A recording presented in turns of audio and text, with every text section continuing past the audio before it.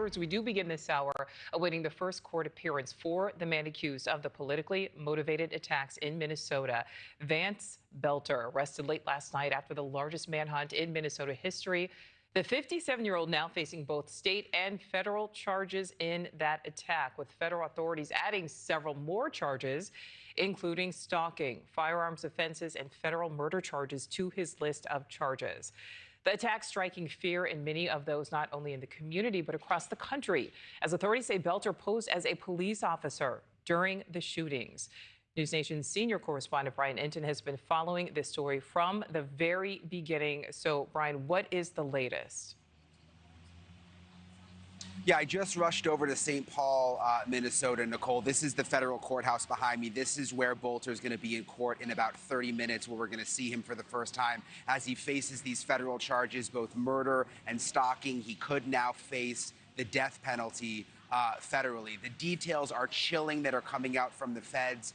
We're learning from investigators, there's a picture of him right there after he was captured, that when he went to Senator Hoffman's house, he showed up in the fake police uniform. He had on that really creepy latex mask. When the senator and his wife opened the door, he held his flashlight in their eyes so they couldn't really see who he was, but he said, "Police, police, open the door, there's been a robbery." He gets in their house, and when he moves the flashlight, investigators say the state senator's wife thought and said, "Wait a minute, you're not a police officer." And that is when the shooting actually happened. That's when he shot the senator and then shot his wife, and then went to several other lawmakers' houses who weren't home, thankfully, and ended up at Representative Hartman's home, and that's when he shot and killed her and her husband. Also, I just saw this, Nicole, in the affidavit. This is the federal affidavit that was released. The morning after the shootings, investigators say that Boelter texted his wife and family. This was around 6 a.m.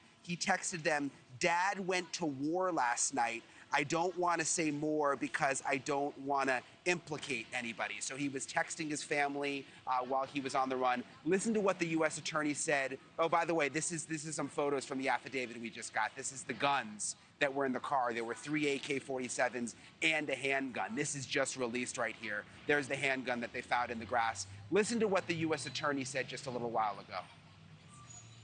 Political assassinations are rare. They strike at the very core of our democracy. But the details of Boelter's crime are even worse. They are truly chilling. It is no exaggeration to say that his crimes are the stuff of nightmares. Boelter stalked his victims like prey.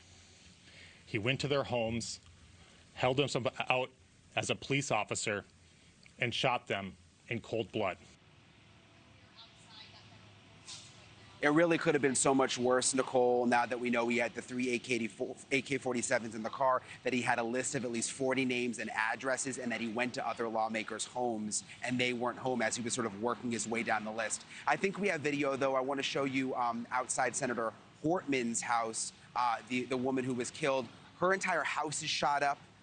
The windows are shot out. The garage is shot out. There was this gunfight. There it is right there. There was this gunfight outside the house between police and Boelter there before he got away. And we are learning, according to reports, not only did he kill the representative and her husband, but he also killed their golden retriever.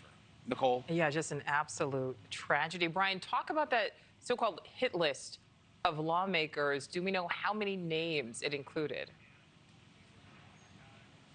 Yeah, so we've heard anywhere from 40 to 70, that it's mostly Democrats here in Minnesota. And we literally just got the affidavit. I was going through it right before I got on it here with you. Parts of it looked typed out, parts of it looked handwritten. He also had several things that he wrote down, like different websites that he was going to, like people search websites, where apparently he was trying to find these addresses and sort of map out his route. So thankfully, the police responded after the first shooting.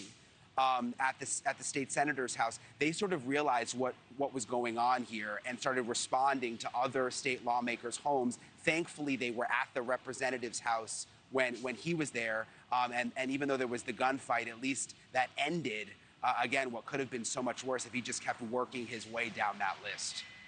All right, Brian Enton live for us there in Minnesota. Brian, thank you. Thank you for watching. Subscribe below and download our NewsNation app right now on your phone, and you will get fact-based, unbiased news for all Americans.